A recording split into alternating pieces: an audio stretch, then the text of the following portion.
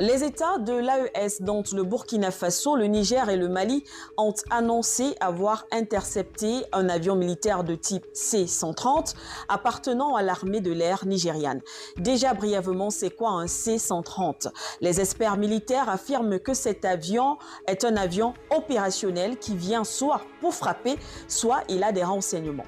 Alors, l'appareil qui transportait 2 membres d'équipage et 9 soldats a été stoppé dans l'espace aérien burkinabé et contraint d'atterrir à Bobo-Dioulasso.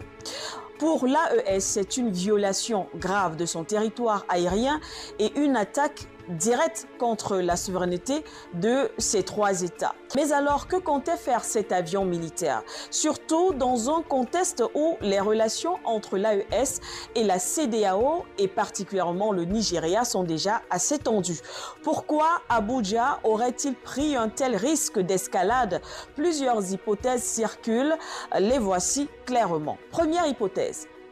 Le renseignement militaire. Alors, depuis la rupture avec les forces occidentales, l'AES s'est réarmée, a renforcé ses radars, modernisé ses bases et s'est rapproché de nouveaux partenaires stratégiques, dont la Russie.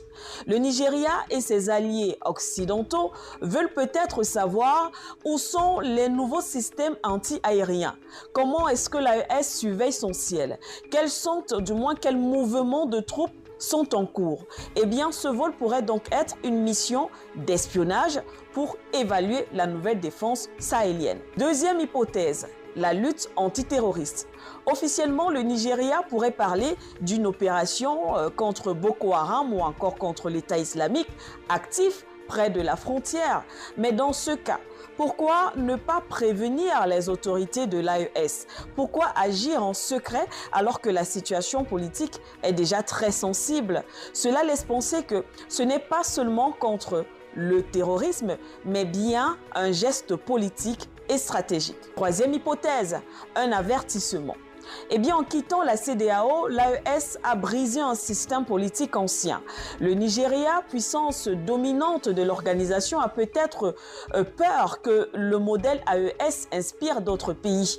Ce vol pourrait donc être une manière de dire « nous surveillons, nous contrôlons » ou encore il s'agit peut-être d'une démonstration de force pour montrer que le Sahel n'est pas complètement libre de ses mouvements. L'autre hypothèse, la quatrième, tester la défense de l'AES avec ses nouveaux équipements militaires. Eh bien, le Sahel affirme pouvoir défendre son ciel. Alors, Abuja a peut-être voulu tester la rapidité, la réaction, la capacité d'intervention